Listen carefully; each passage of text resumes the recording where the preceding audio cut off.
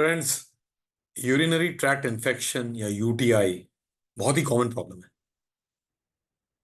औरतों में ये ज्यादा कॉमन है, पुरुषों में भी होता है, बच्चों में होता है, बुजुर्गों में होता है।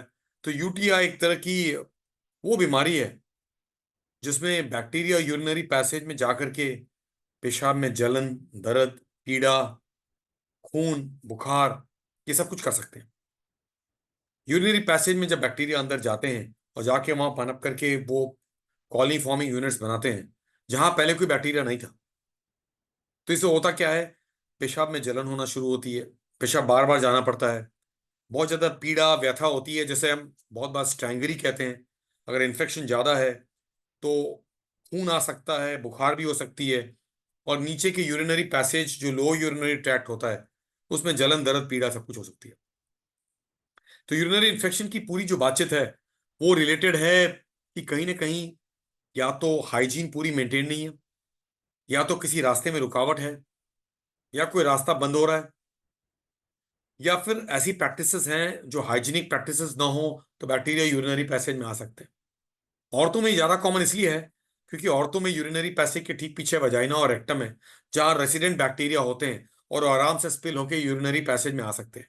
मोर सो सेक्सुअल एक्टिविटी के बाद हम अगर हाइजीन मेंटेन नहीं किया, वॉश नहीं किया, क्लीन नहीं किया, तो ये इन्फेक्शन बहुत कॉमन है।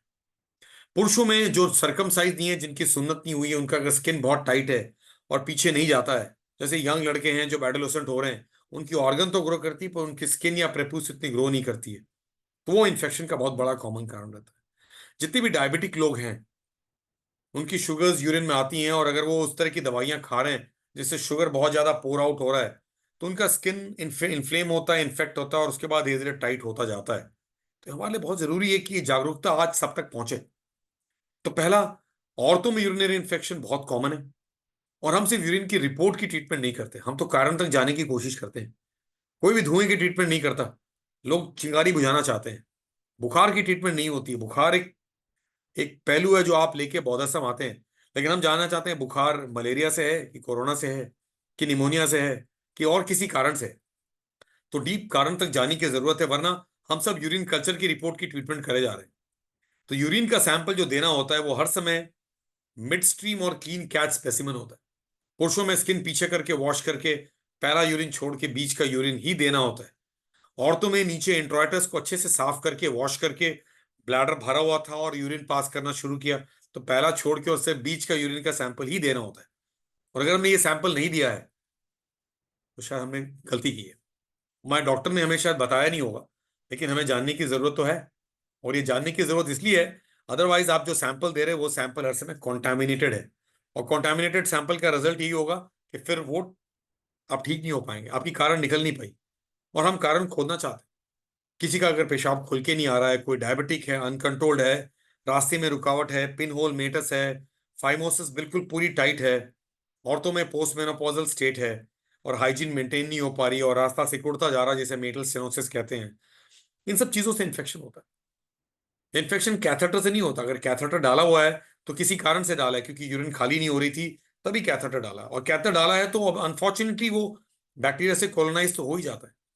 तो इसकी वार्तालाप जरूरी है, इसके क्वेश्चन आंसर्स मैं बहुत बार देखते रहता हूँ और आंसर करता हूँ। और बहुत से मरीज जो बहुत दिनों तक एंटीबायोटिक खाए जा रहे हैं, एंटीबायोटिक खाए जा रहे हैं, बहुत से मरीज जिनको यूरिन का सैंपल कैसे देना ये पता नहीं है, mid stream clean catch sample नहीं देते हैं या पता नहीं है या कभी दिया नहीं है, वो सिर्फ बैक्टीरिया की ट्रीटमेंट कराए जा रहे हैं, उनकी बैक्टीरिया मारी जा रही है जिससे काम नहीं चलता।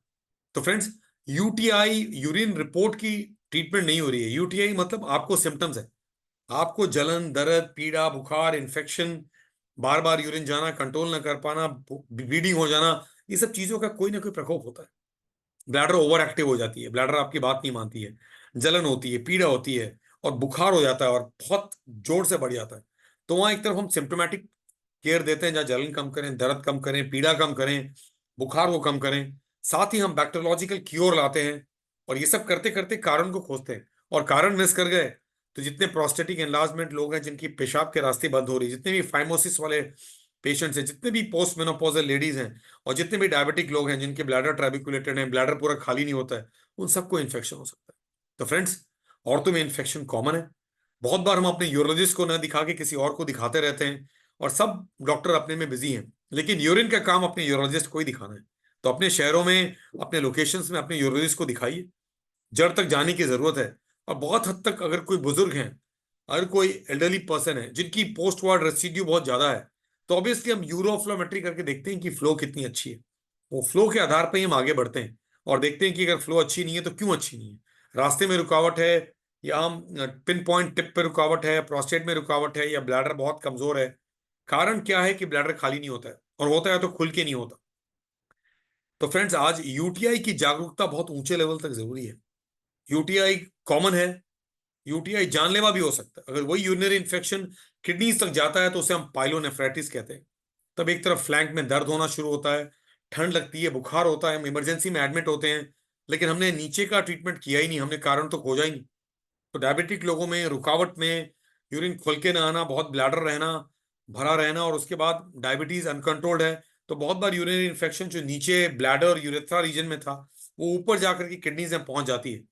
और रातों रात आपको बुखार, जलन, कंपन होना, फीवर, राइगर, चिल्स होना, ये सब आप में अच्छी बात नहीं है। और ये सब बहुत सीरियस मामला होता है, जिसे हम यूरोसेप्सिस कहते हैं। तो यूरिनरी ट्रैक्ट इन्फेक्शन को कभी भी लाइटली ना लें। कोकिला में धीरूभाई अंबानी अस्पताल से मैं डॉक्टर संजय पांडे इस चीज पे बार बार रिक्वेस्ट करता हूं कि यूटीआई को हम लाइटली ना लें। उसको लॉजिकल कंक्लूजन तक हम ट्रीट करने की कोशिश करें और क्योर लाने की कोशिश करें। फ्यूचर में ऑब्वियसली कारण ना निकाल पाए, कारण इतना खुला हुआ नहीं है, हम प्रोफिलैक्सिस पे रहते हैं और प्रिवेंटिव थेरेपी पे रहते हैं कि इस तरह की फिर से बहुत सीरियस जानलेवा इन्फेक्शन ना होने पाए। कुछ कारण है जिसमें पत्थर फंसा हुआ, किडनी इन्फेक्टेड है, उन्हें ड्रेन करना है, निकालना है, उन सब चीजों पे काम की जाती है। तो friends, everything happens for a cause. UTI लोगों में हो सकता है, यूटीआई की जागरूकता नहीं है, और आज आपका ये अवेयरनेस प्रोग्राम देखना भी एक कॉज ही है।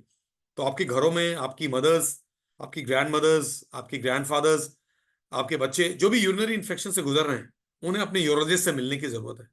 कोकिलाबेन हॉस्पिटल में मंडे से सैटरडे तक मैं ऐसे पेशेंट्स देखता हूं जो ट्रीटमेंट करा रहे थे और इफेक्टिव नहीं हो रहा था।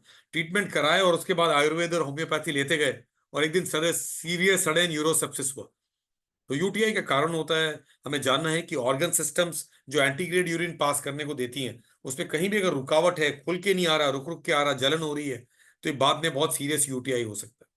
तो इस जागरूकता को आगे ले जाने के लिए हर औरत को जानना चाहिए कि उसे अपने यूरोलॉजिस्ट से मिलने की जरूरत है अपने शहरों में।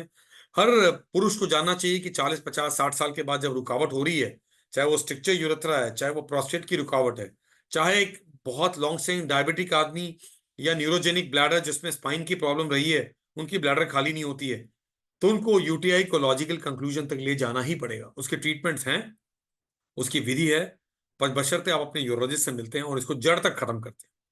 तो ये हमारा आज का मोटो रहेगा कि हम यूरिनरी ट्रैक्ट इन्फेक्शन से बचें, यूरिन ट्रैक्ट इन्फेक्शन को प्रिवेंट करने की कोशिश करें, उसके हाइजीनिक प्रैक्टिसेस को जानें, यूरिन का सैंपल कैसे दे वो जानें, और फिर अपने डॉक्टर को देखें, और फ्यूचर में यूरिन इन्फेक्शन ना होने देने की जो रिस्पॉन्सिबिलिटी वो भी हमारी रहेगी।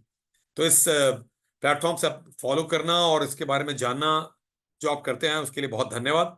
और अपने आप को सेफगार्ड करें, इस ईरा में अपनी हेल्थ को फ्रंट रो सीट पे लाएं, और यूरिन इन्फेक्शन जैसी कॉमन इन्फेक्शन को आगे बढ़ने न दें, इसको जड़ से क्योर करने की कोशिशों तक बढ़े। धन्यवाद।